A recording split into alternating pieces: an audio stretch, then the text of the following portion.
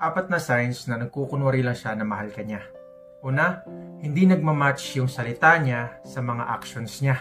Tanda mo yung mga panahon na sinabi niya na hindi ka niya lolokohin, pero sa huli niloko ka. Yung ang dami niyang mga pangako sa'yo, pero hindi naman niya tinupad. Pangalawa, hindi siya nag-o-open up sa'yo. Yung tipong ang babaw lang ng mga pinag-uusapan ninyo. Hindi kayo nag-uusap about sa future niyo, hindi kayo nag-uusap kung anong mga plano niyo sa buhay, ang babaw lang ng mga topic na pinag-uusapan niyo. Pangatlo, hindi siya marunong mag-sorry.